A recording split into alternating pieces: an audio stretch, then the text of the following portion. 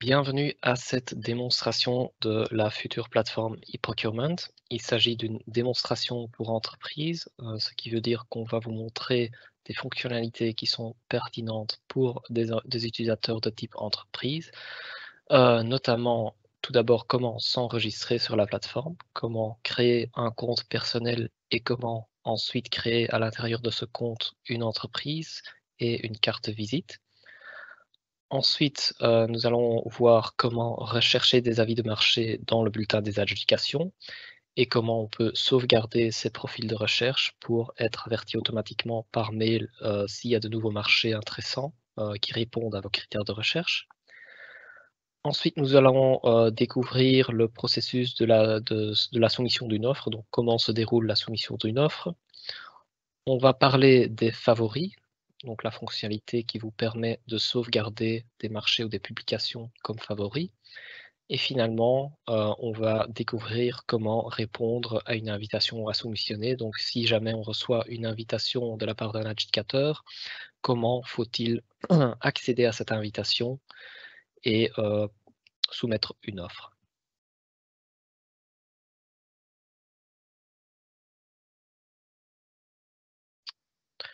Donc voici la page d'accueil de la nouvelle plateforme e-procurement, sur laquelle vous trouvez quelques données, quelques informations générales telles que, les données contacts de notre helpdesk, le lien vers notre centre d'aide, le lien vers le bulletin des adjudications et évidemment les boutons pour s'enregistrer et se connecter.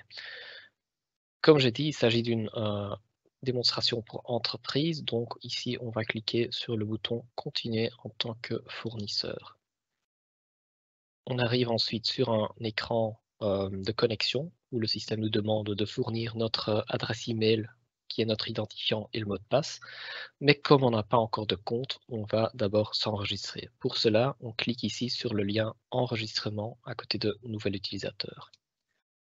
À ce moment-là, le système nous demande d'encoder quelques données personnelles, notre prénom et nom, notre adresse mail qui, comme signalé, servira d'identifiant et qui devra donc être unique dans la plateforme. On ne peut pas enregistrer deux comptes avec la même adresse email. Et finalement, un mot de passe. Ce mot de passe doit être minimum 13 caractères et doit contenir une majuscule, une minuscule, un chiffre et un caractère spécial. J'encode les données.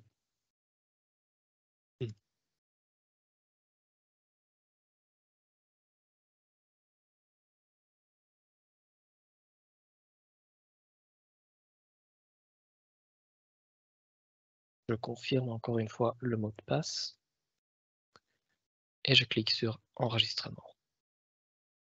Voilà, j'obtiens maintenant un écran qui me dit de vérifier ma boîte mail parce que je devrais avoir reçu un email avec un lien d'activation pour activer notre compte. Je ferme cet écran, je vais dans ma boîte mail et ici on a effectivement le mail activation du compte e-procurement avec un lien sur lequel il faut cliquer dans les 15 minutes pour activer le compte.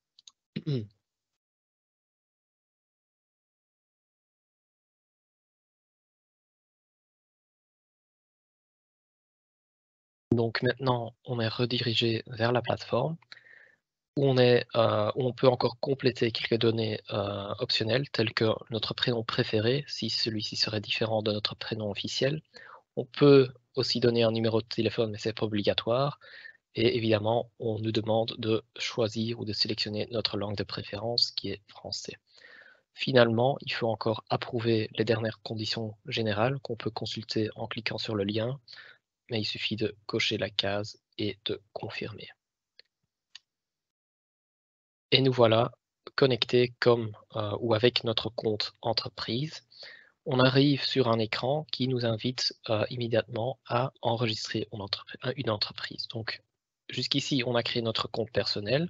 Maintenant, pour activer d'autres fonctionnalités telles que les profils de recherche, la possibilité de participer à un marché, il faudra aussi enregistrer l'entreprise avec laquelle ou pour laquelle vous allez participer à des marchés publics. Comment fait-on cela? On clique simplement sur le bouton Créer entreprise il y a un wizard qui s'ouvre avec les 3 étapes à compléter. Donc, il y a d'abord les données dans l'entreprise à fournir, ensuite les informations de contact de l'entreprise et finalement, étape optionnelle mais quand même très importante, la carte de visite. On commence avec la première étape, les données de l'entreprise. Donc, je vais encoder un alias. C'est simplement le nom sous lequel mon entreprise sera repris, sera affiché dans mon compte sur la plateforme. Donc, ici, on a choisi pas une, une entreprise fictive, mais une entreprise choisie au hasard qui s'appelle Ordi pour tous. Si c'est une entreprise belge, et c'est le cas, on est obligé de donner un numéro d'entreprise qui existe, donc un numéro BCE réel. Et pour cela, il y a un lien avec la banque Carrefour des entreprises. Donc ici, dans ce champ, il faudra saisir soit le numéro d'entreprise si on le connaît par cœur, soit le nom de l'entreprise. Donc, je commence en tapant le nom de mon entreprise. Et effectivement, ici, je trouve mon entreprise Ordi pour tous située à Tournai. Je sélectionne cette entreprise et vous voyez que les coordonnées d'adresse sont complétées automatiquement. J'ai également la possibilité de définir l'adresse du siège social. Si celle-ci serait différente de l'adresse de l'entreprise, alors je décoche la case et j'ai d'autres champs à compléter. Si les deux adresses sont identiques, je laisse la case cochée et voilà. Juste pour être bien clair, tout ce qu'on est en train de faire ici, c'est de récupérer des données publiques de la banque Carrefour des entreprises. Donc, c'est simplement récupérer des données pour enregistrer de manière uniforme et avec des données correctes notre entreprise. Euh, et cela ne veut pas dire pour autant que en créant cette entreprise, que soudainement on va avoir accès à des données de cette entreprise. Non, tout ce qu'on est en train de faire, c'est on travaille dans un compte personnel, on est en train d'enregistrer des données d'entreprise pour que le jour où on va participer à un marché, ces données soient déjà disponibles dans la plateforme. Mais je n'aurai donc pas accès à d'éventuelles offres que cette entreprise aurait déjà soumises ou ouais, d'autres personnes qui auraient enregistré eux aussi cette entreprise dans leur compte personnel. Ça, je ne verrai pas. Il s'agit toujours d'un compte personnel avec des données personnelles. Voilà. On passe à l'étape suivante. On est demandé de compléter les informations de contact de l'entreprise, donc une adresse mail, un numéro de téléphone et encore la langue de préférence pour l'entreprise. Donc je vais saisir une adresse mail fictive et un numéro de téléphone également fictif. Langue de préférence français. Je peux encore fournir un numéro de fax et le site web, mais ce n'est pas obligatoire. Oh, il y a une petite erreur dans l'adresse mail, voilà. Et je continue maintenant à la troisième étape, qui est la carte de visite. Cette étape est complètement facultative, donc je pourrais tout de suite cliquer sur sauvegarder et mon entreprise serait créée, mais on vous conseille quand même vivement de prendre un peu de temps et de compléter cette étape. Pourquoi? Parce que cela va créer, ou ça va vous permettre de créer une carte de visite pour votre entreprise. Et quel est l'intérêt de ça? Ben, quand un adjudicateur est à la recherche ou voudrait faire un marché qui n'est pas soumis à la publicité et que cet adjudicateur recherche donc des entreprises à inviter, il pourra faire cela en cherchant dans la base de données, en cherchant justement des cartes de visite des entreprises enregistrées. Et donc, il est quand même conseillé d'enregistrer ici quelques critères, des données structurées qui feront que les adjudicateurs qui utilisent la plateforme peuvent retrouver votre entreprise pour l'inviter à l'un ou l'autre marché. Qu'est-ce qu'on peut définir comme critères structurés? Ben, tout d'abord, la zone de travail. Dans quels endroits géographiques ou quelles zones géographiques est-ce qu'on souhaite travailler? On peut dire, voilà, je travaille pour toute la Belgique, ou soit, non, je reste plutôt, je me limite à la région wallonne ou la région de Bruxelles-Capitale. Ensuite, on peut indiquer par quel type de marché on est intéressé. Donc, on a les fournitures, les services et les travaux. Donc ici, notre entreprise, c'est une entreprise qui vend des ordinateurs, donc on va indiquer qu'il s'agit d'un marché, que je suis intéressé par des marchés de fourniture. Et ensuite, je pourrais encore définir plus dans les détails par quel type de fourniture je suis intéressé. Donc ici, j'ai la liste, une liste qui s'appelle les codes CPV. C'est une liste européenne et qui est utilisée par tous les adjudicateurs pour classifier les marchés. Et donc ici, je peux soit naviguer dans la liste en faisant défiler les différents niveaux, ou je peux saisir un mot-clé. Si je tape ordinateur, parce que c'est ça ce que je vends. Voilà, ici par exemple, je trouve tous les codes qui correspondent avec le mot-clé ordinateur. Et donc ici, voilà, matériel et fournisseurs informatiques, je vais mettre ça dans ou sur ma carte de visite. Et finalement, on peut encore donner une description succincte de notre entreprise, donc pour bien décrire ce qu'on fait exactement. L'adjudicateur pourra également consulter cette description et ça peut lui servir pour avoir une idée de ce que fait exactement votre entreprise. Voilà. On sauvegarde et vous voyez maintenant que notre entreprise sera créée. Donc la voilà. Le bouton pour créer une entreprise est toujours visible. Pourquoi? Parce que au sein de notre compte personnel qu'on a créé, on peut, si on veut, c'est pas obligatoire, mais si on veut, on peut créer plusieurs entreprises. Soit parce qu'on travaille pour plusieurs entreprises, soit on peut enregistrer plusieurs fois la même entreprise. Si par exemple il y a différentes divisions au sein d'une même entreprise, mais qui s'occupent de différents types de marchés, on peut créer pour chaque division une entreprise, et pour chaque entreprise ici ou enregistrée sous le compte, on pourra par exemple créer des profils de recherche différents ou participer à des marchés séparément. Voilà.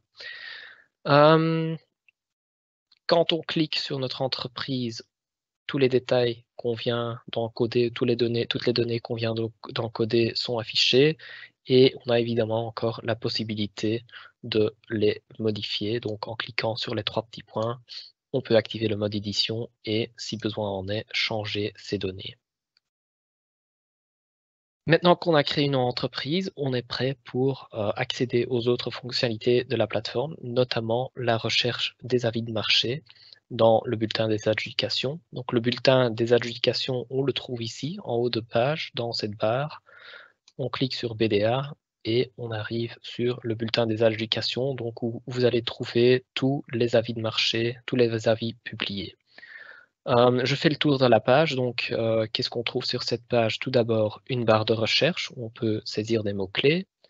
À gauche, on a les différents critères de recherche qui permettent de filtrer les résultats. Et évidemment, à droite, on a les résultats qui sont affichés, donc tous les avis qui sont publiés.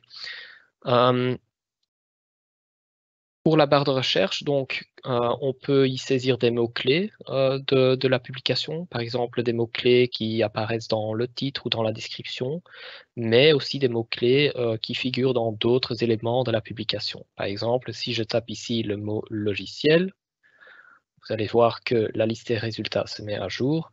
Et ici, j'obtiens donc une publication avec où il n'y a nulle part dans le titre le mot logiciel, parce que c'est des données bidons. Donc ici, on a le titre, la description, on a le titre, mais par contre, le mot logiciel, il figure ici dans le code CPV. Du coup, on retrouve également ce marché. Ensuite, les critères de recherche. Donc, on ne va pas rentrer dans les détails, mais on va quand même faire le tour. Donc, qu'est-ce qu'on peut trouver ici? La nature principale du marché, donc on peut faire la distinction entre les marchés de fourniture, de services ou de travaux. Comme tout à l'heure sur la carte de visite, on a la possibilité de définir ou de spécifier pour quel type de marché, ou allez, en sélectionnant un code CPV, on peut encore mieux délimiter les marchés qu'on souhaite voir. Par exemple, si je tape ici logiciel, vous allez voir que cette liste est triée, est filtrée, et on surligne en jaune chaque code qui correspond à le mot de recherche. Et donc je peux sélectionner soit le niveau supérieur qui va sélectionner tous les codes sous-jacents, ou je peux sélectionner que des détails et les ajouter dans le champ de recherche. Pareil pour le code NUTS, donc ça c'est le critère de recherche qui permet de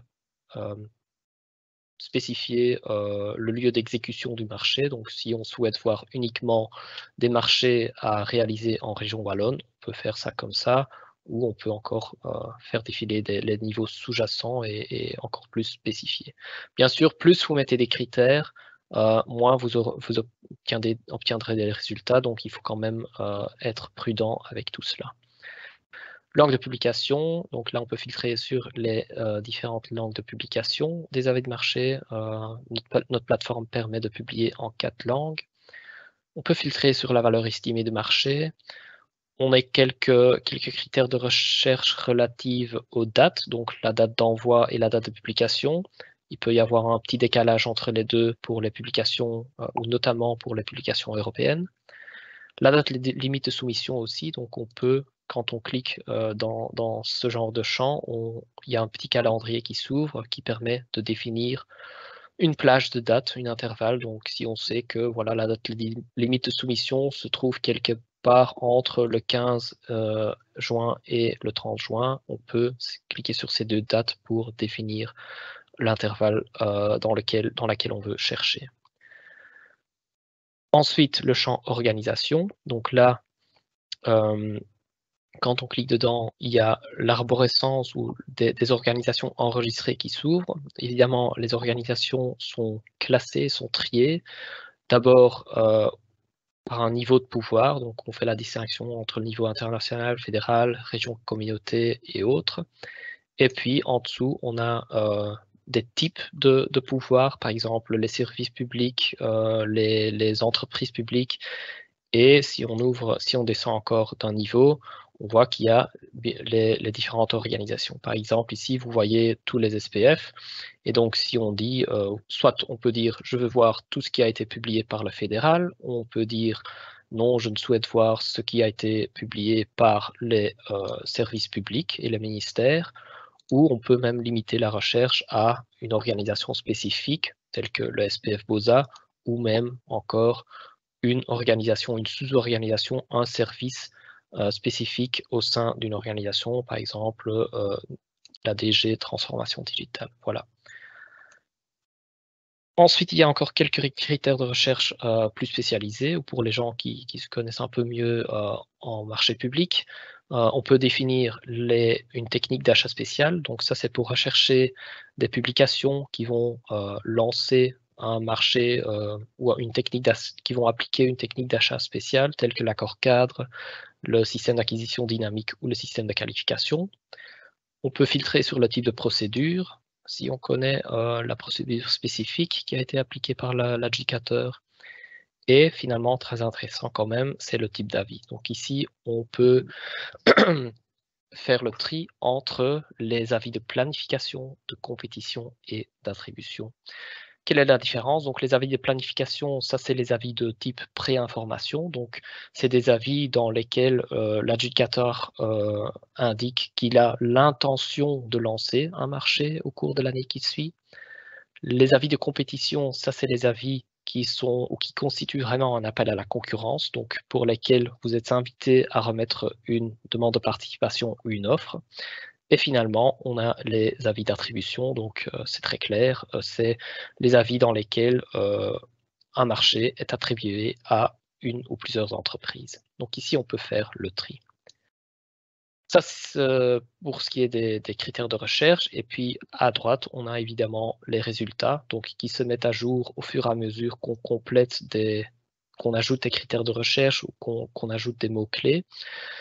Comment sont présentés ces résultats? Tout d'abord, pour chaque publication, pour chaque avis, on affiche en grand le titre. On trouve également l'organisation qui est responsable du marché. On trouve la description du marché, son code CPV, la nature du marché. Quelques infos juridiques, donc sous quel cadre légal est-ce que le marché va se dérouler, quelle est la procédure. Et puis, on a aussi quelques dates, donc notamment la date d'envoi, quand est-ce que ça a été envoyé, quand est-ce que ça a été réellement publié, et très utile, la date limite de soumission. Et lié à ça, il y a aussi le temps restant. Donc, déjà dans les résultats de recherche, on voit jusque quand est-ce qu'on peut soumettre une demande ou une offre de une demande de participation ou une offre, et combien de temps est-ce qu'il nous reste pour faire cela. Dernière chose intéressante, c'est ces petites balises ici ou ces libellés, donc qui permettront de faire la distinction entre, d'une part, les publications belgo-belges, donc qui sont uniquement publiées ici sur le bulletin des adjudications, et avec un autre libellé, les publications européennes qui sont donc également publiées sur le TED, donc sur le site de publication européen. Autre balise, c'est le libellé qui correspond au type d'avis. Donc, si jamais on... Allez, ça permet d'identifier très vite de quel type de marché il s'agit. Est-ce qu'il s'agit d'un avis de planification, un avis de compétition ou un avis de attribution. Voilà. Tout à l'heure, on va voir à quoi ressemble une publication. Donc, quand on va cliquer sur une publication, qu'est-ce qu'on trouve là-dedans? Mais avant de faire ça, on va d'abord une fois configurer un profil de recherche. Donc, on a créé une entreprise qui vend des ordinateurs et maintenant, cette entreprise souhaite évidemment être avertie dès qu'il y a des marchés qui pourraient être intéressants pour elle. Donc, on va configurer quelques critères de recherche. Comme j'ai dit, pas trop, parce que plus vous mettez des critères de recherche, plus ça va aussi limiter quelque part les résultats.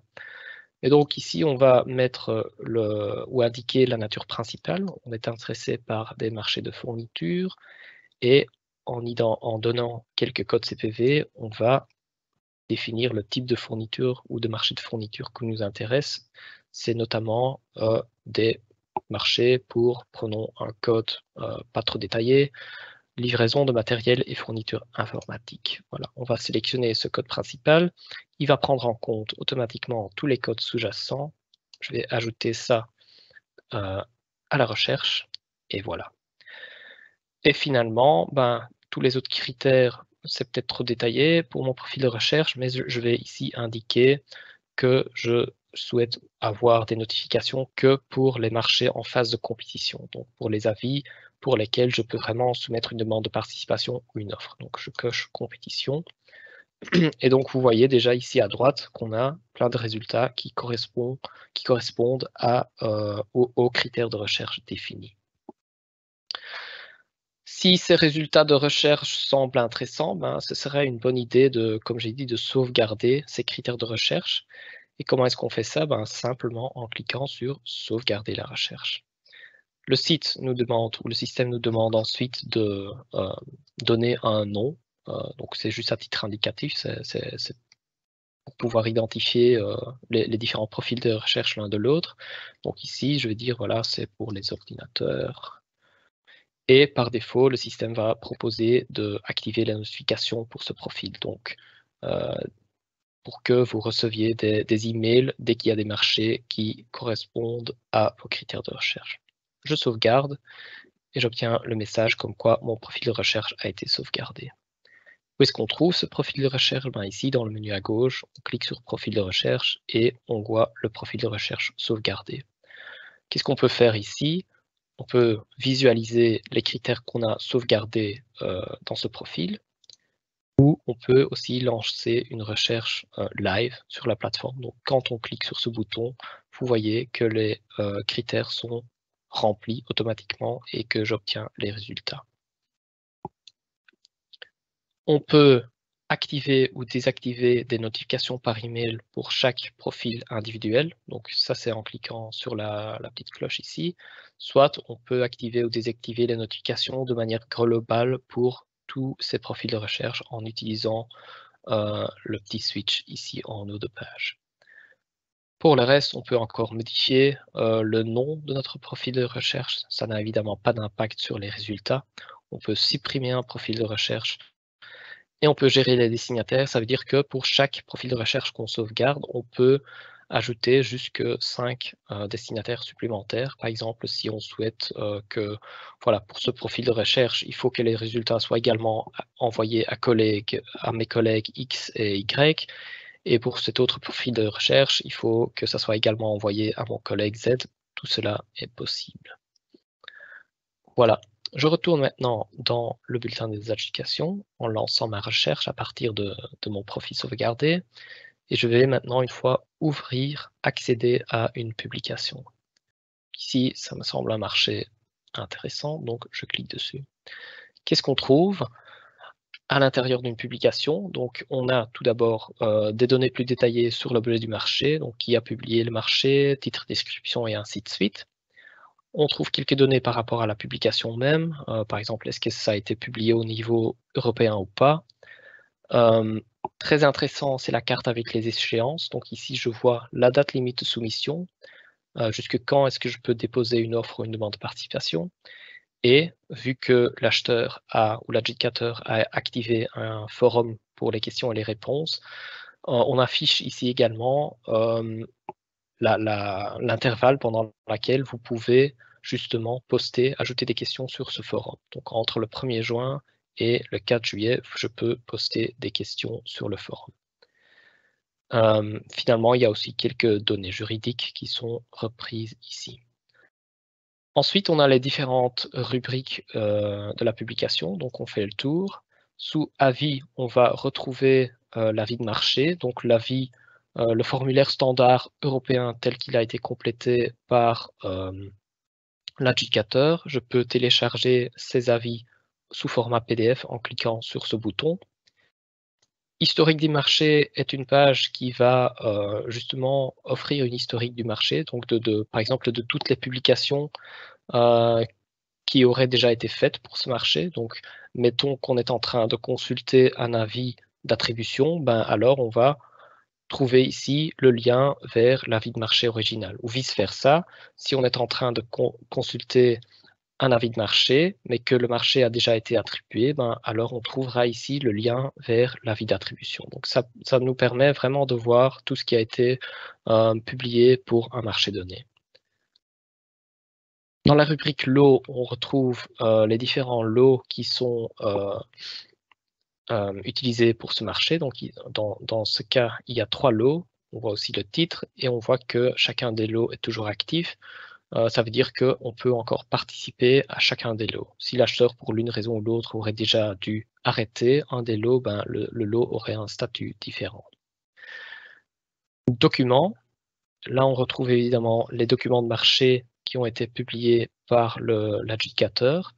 Donc, on a pour chaque document le titre, la langue de publication, la version du document. Donc, on sait facilement voir si il y a déjà eu des mises à jour pour certains documents. Donc, ici, c'est le cas pour le cahier des charges. On est à la version 2. On voit à quelle date ce document ou la dernière version a été publiée. Et puis, on a évidemment la possibilité de télécharger soit tous les documents en fichier zip, soit de télécharger les documents un par un en cliquant sur les 3 petits points. Si il y a plusieurs versions pour un document, ben, il suffit de cliquer sur la petite flèche et là, on voit les différentes versions qui sont affichées et je peux, si on veut, télécharger aussi les différentes versions. À côté de ça, on a également une petite carte avec les liens externes. Donc ici, on trouve les liens que l'adjudicateur aurait publiés. Ensuite, j'ouvre le forum. Donc ici, comme j'ai dit, l'adjudicateur a activé un forum questions et réponses. Le but du forum, c'est de pouvoir organiser une communication transparente entre l'adjudicateur d'une part et les entreprises d'autre part. Donc l'idée, c'est que les entreprises peuvent soumettre des questions ou poster des questions auxquelles l'acheteur, l'adjudicateur va ensuite répondre et questions et réponses seront ensuite partagées ou seront publiées ici, visibles sur le site pour que tout le monde puisse consulter ces informations. Donc ici, je vois qu'il y a déjà 3 questions qui ont été publiées. Donc on a à la fois la question et la réponse. En cliquant dessus, on voit toute la question et toute la réponse. On peut lire ça. OK. Si j'ai lu, je ferme. Et on voit que cette question est marquée comme lue.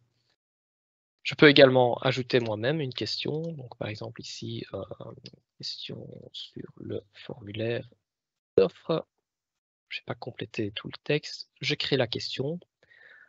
Et maintenant, l'adjudicateur va recevoir un email ou une notification comme quoi une nouvelle question a été posée et donc il sera invité à fournir la réponse. Vice-versa, dès que l'acheteur va publier des réponses sur le forum, j'en serai également averti. Donc je recevrai un email pour m'avertir, pour dire voilà, il est temps d'aller regarder le forum parce que de nouvelles informations ont été divulguées. Qu'est-ce que je peux encore faire d'autre? Ben, je peux marquer par exemple toutes les questions comme lues, ou je peux également télécharger le contenu du forum sous format PDF. Et voilà, comme ça, on est arrivé à la fin de la partie sur le contenu d'une publication. Je passe maintenant au sujet suivant, qui est la soumission d'une offre ou d'une demande de participation. Comment est-ce qu'on fait? Ben, vous voyez ici que dans la publication, on a le bouton « Confirmer participation ». On va cliquer dessus, et encore une fois, confirmer notre participation. Et on est redirigé vers une page qui s'appelle Ma soumission. Donc, on va pouvoir travailler sur notre soumission, donc c'est-à-dire sur notre offre ou notre demande de participation pour ce marché. Donc, on est toujours dans la même publication. Donc, il suffit ici de cliquer sur le lien, le fil d'Ariane, pour remonter d'un niveau. Donc ici, vous voyez qu'on est de nouveau dans notre publication et qu'ici, maintenant, un lien s'est ajouté qui s'appelle Espace de soumission. Et quand on clique dessus, on a la soumission qui s'affiche. Qu'est-ce qu'on voit sur cette page? Donc, tout d'abord, le statut de notre soumission qui est en préparation pour l'instant. Donc, ça veut dire c'est la première étape. Vous voyez ici qu'il y a actuellement, on se trouve dans la première étape qui est composée de 3 sous-étapes, si on veut, l'identification, les lots et les documents, qu'on voit également ici dans le menu à gauche. Et on voit également qu'il y a encore 2 étapes supplémentaires à compléter. Il faut encore passer l'étape de signature, on va signer le rapport de dépôt et on doit finalement, si tout a été bien signé, il faudra encore envoyer la soumission pour que notre offre, notre demande de participation soit vraiment remise dans le coffre-fort de l'adjudicateur pour que l'acheteur puisse voir, quand il fait l'ouverture, notre offre ou demande de participation. À tout moment, pendant la soumission, on verra ici une bannière qui nous indique la date limite de soumission et le temps restant. Donc ici, on a encore beaucoup de temps, 1 mois et 4 jours. Et on a aussi une bannière qui nous informe, attention, dans ce statut, donc en préparation, votre soumission n'a pas encore été envoyée et n'a pas été remise dans le coffre-fort de l'adjudicateur. Donc, je peux faire ce que je veux ici. Tant que je n'ai pas envoyé mon offre, l'adjudicateur ne la verra pas. Donc, c'est quand même très important de compléter les différentes étapes et c'est ce qu'on va faire tout à l'heure. Ici, il y a encore quelques informations sur la configuration du coffre-fort, c'est pas très important. Éventuellement, si l'acheteur ou l'adjudicateur a fourni un guide de soumission, on peut consulter ça à titre informatif ici. Et ici, il y a une partie pour gérer les droits d'accès. Donc ça vous donne la possibilité de partager votre espace de soumission avec quelqu'un d'autre. Par exemple, un collègue qui lui aussi a un compte sur la plateforme e-procurement. Ben, si vous voulez travailler ensemble pour remettre une offre, il faudra, via cette section, inviter votre collègue ou vice-versa. Et comme ça, vous pourrez travailler ensemble. Mais c'est pas le flux par défaut, si on veut. Donc, c'est pas quelque chose que vous allez utiliser pour chaque soumission. Si vous travaillez uniquement dans un seul compte, ça va également, allez, évidemment, ça va marcher. Et c'est ce qu'on va faire maintenant. Donc, on commence avec la première étape, l'identification, les lots et les documents. Quand on clique sur identification, on voit ici les coordonnées du soumissionnaire qui ont été complétées ainsi que les coordonnées de l'entreprise. Évidemment, c'est rempli automatiquement par le système parce qu'on a déjà fourni ces données au moment d'enregistrement.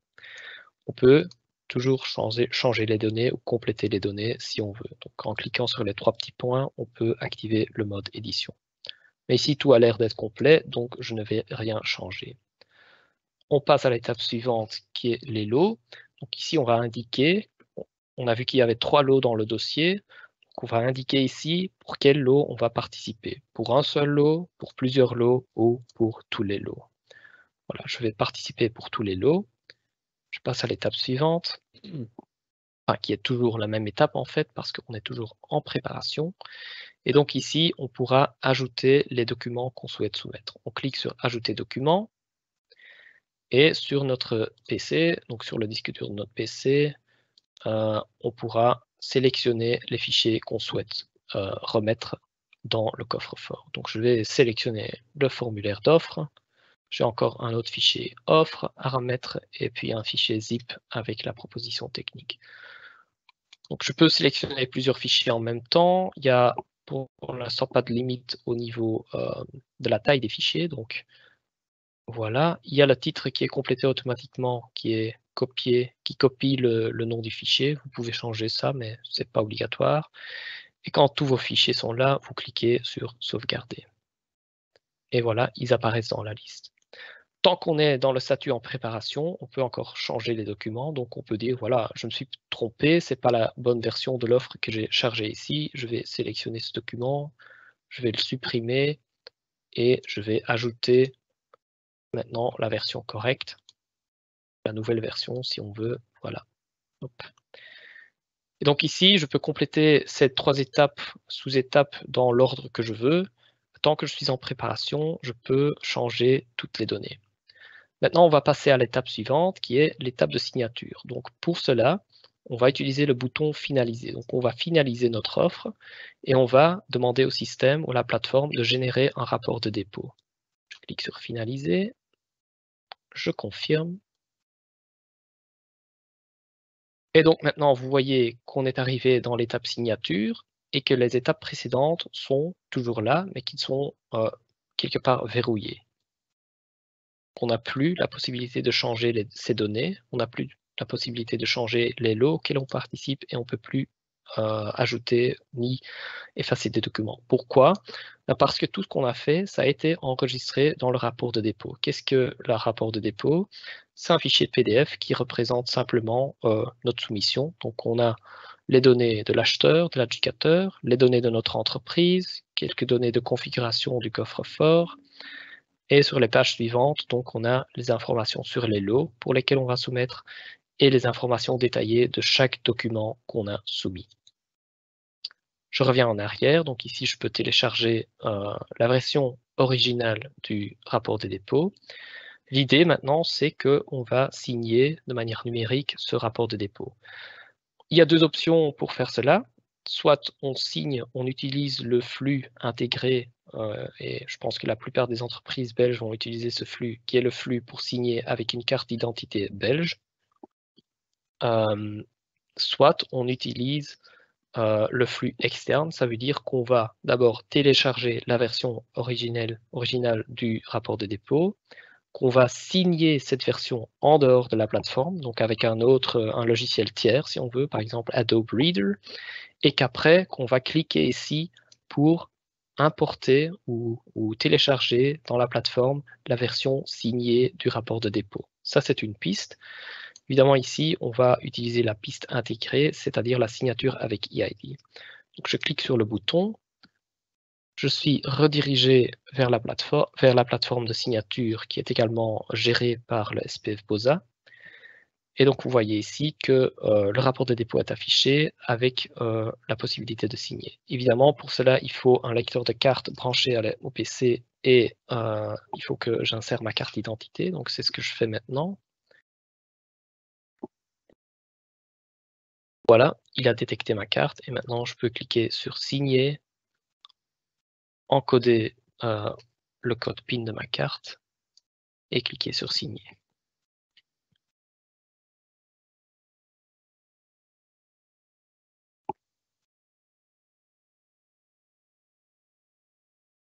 La signature a réussi et maintenant on est redirigé vers la plateforme où on va voir que notre signature a été enregistrée.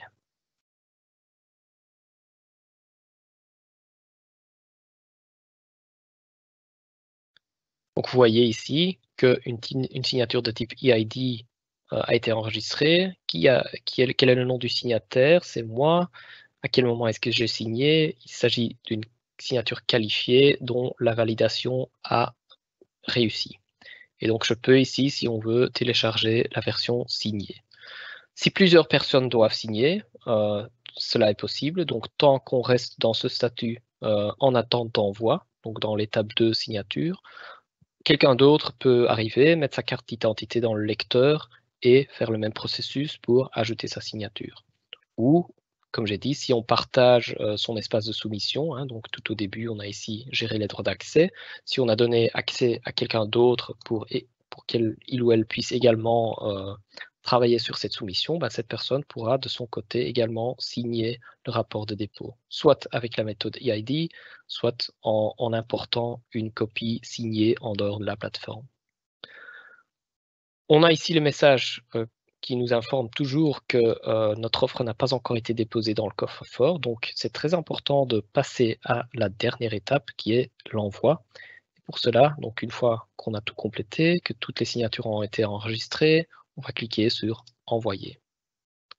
Je confirme et vous voyez que on a maintenant des écrans ou des messages en vert comme quoi la soumission a été envoyée et a été remise dans le coffre-fort de l'adjudicateur. Donc ici, tout est prêt. Je ne dois plus rien faire. Je peux encore consulter tout ce que j'ai fait, mais évidemment, je ne peux plus rien changer.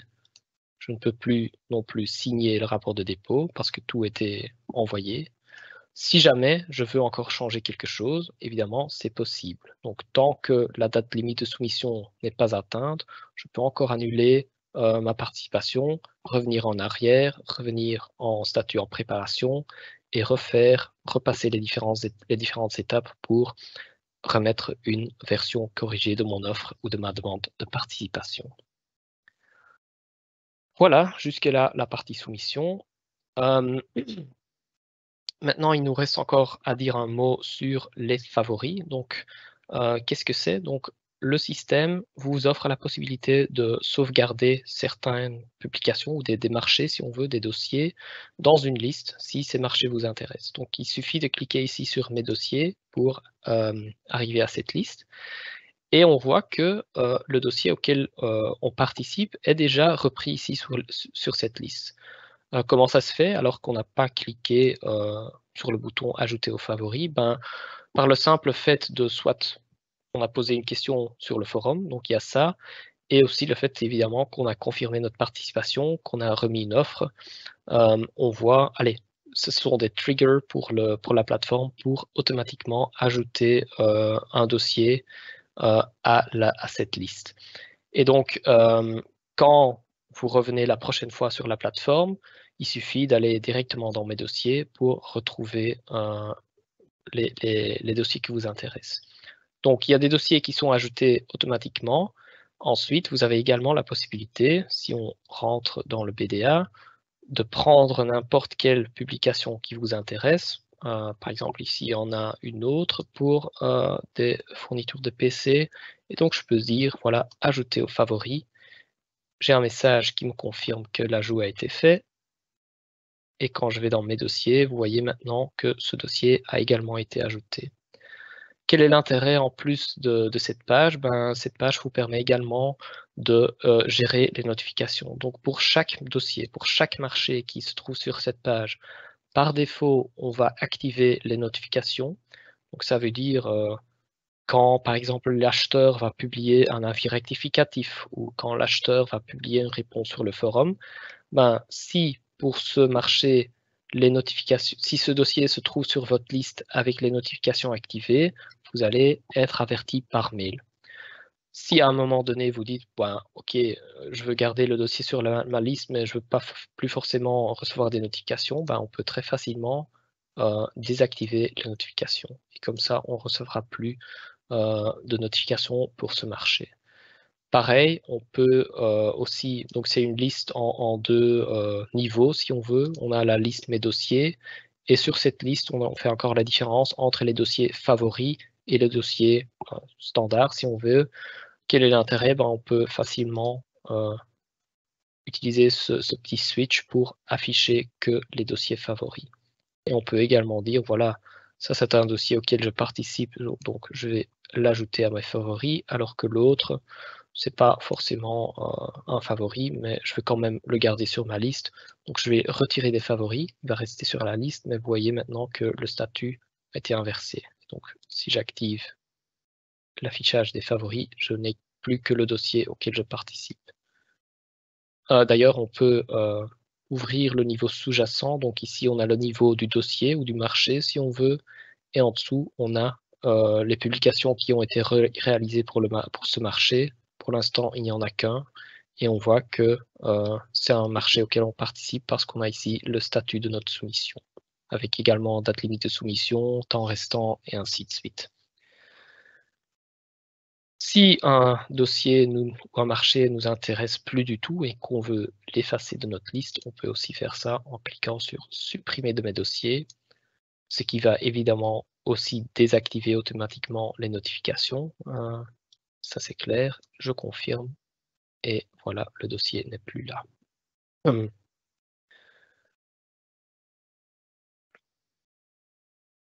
On est arrivé au dernier sujet de cette démonstration qui est l'invitation à soumissionner.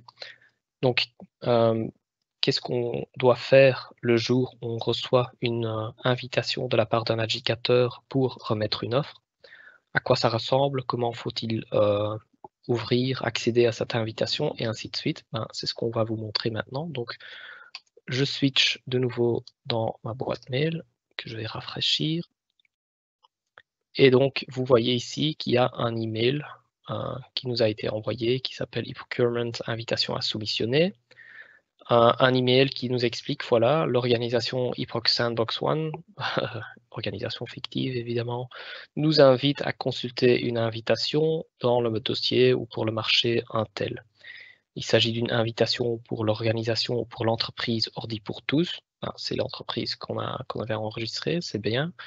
Pour le lien, et on a un lien unique qui nous permet d'accéder à cette invitation avec un mot de passe. Donc, comment est-ce que je vais faire pour accéder à cette invitation? Je vais déjà copier le mot de passe parce que j'en aurai besoin. Donc, je fais copier et ensuite, je clique simplement sur ce lien unique. Comme ça, je suis redirigé vers la plateforme. Évidemment, ici, j'étais déjà connecté avec mon compte entreprise. Si ce n'était pas le cas, j'aurais d'abord dû me connecter en donnant mon identifiant et mon mot de passe. Et ensuite, j'aurais également vu cet écran-ci qui me demande, voilà, vous avez reçu une invitation. Choisissez maintenant l'entreprise avec laquelle vous allez participer à cette invitation. Rappelez-vous, on peut enregistrer plusieurs entreprises sous son compte personnel. Donc, ceci nous permet de choisir avec laquelle on va participer à l'invitation. Je clique sur la seule entreprise sur mon compte. Je colle le mot de passe qui se trouvait dans l'email et que j'avais copié. Et maintenant, je fais Accept. Et vous voyez que j'arrive ici dans l'invitation. Vous voyez également que cette page ressemble très fort à ce qu'on avait déjà pour une publication, sauf évidemment qu'on n'a plus l'avis de marché, par exemple. Mais on a les informations générales, objet du marché, les échéances, les données juridiques. On voit les lots.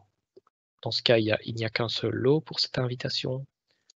On a la page des documents où on peut télécharger les documents du marché, où on trouve également les liens externes. Et on a la page du forum où on peut ajouter des questions si on veut et où on trouvera les questions et les réponses qui ont déjà été données. Si je veux confirmer à cette invitation, j'ai de nouveau le bouton ici. Donc ça, on va faire tout à l'heure. Mais juste pour info, donc par le simple fait d'ouvrir cette invitation, donc en cliquant sur le lien unique qu'il y avait dans le mail et en mettant le bon mot de passe, le système sait que j'ai droit à voir cette invitation. Et automatiquement, il va ajouter cette invitation aussi à ma liste de dossiers préférés. Donc ici, si maintenant je vais dans mes dossiers, je trouve le dossier et l'invitation.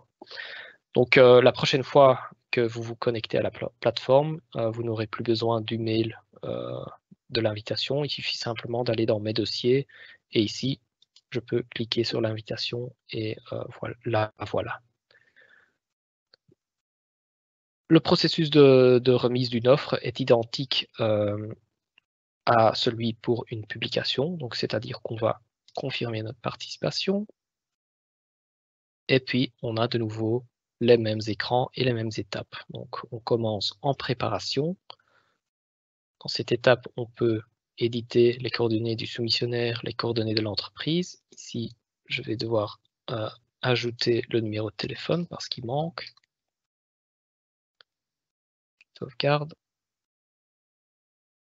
Les lots, comme il n'y a qu'un lot unique, il est coché par défaut, ça c'est logique.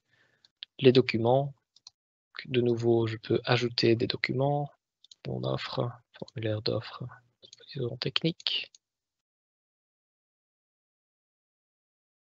Donc ici, je peux suivre le téléchargement. Une fois qu'il est complet, je sauvegarde. Ensuite, je finalise ma soumission. On passe à l'étape suivante. Donc le rapport de dépôt a été créé et je vais maintenant le signer avec EID. Donc, voici le rapport de dépôt. Je veux signer.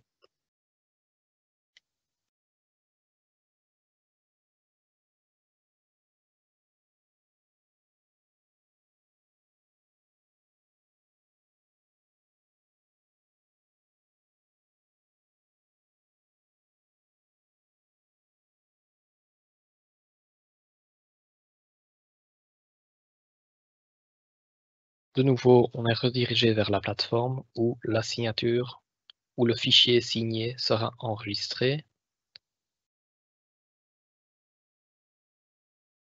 Donc, voilà le fichier signé. Comme pour une publication, si d'autres personnes veulent signer, elles le peuvent. Donc, en se connectant, soit en arrivant avec leur carte d'identité qu'ils mettent dans votre PC et ils font la même procédure, soit via un accès externe que vous leur donnez via les droits d'accès. Et ensuite, si toutes les signatures requises ont été enregistrées, ben, on voit qu'on est toujours en attente d'envoi et qu'il est vraiment important d'envoyer notre offre ou notre offre pour que l'acheteur, l'adjudicateur puisse la consulter après l'ouverture. Donc, il nous reste qu'à envoyer.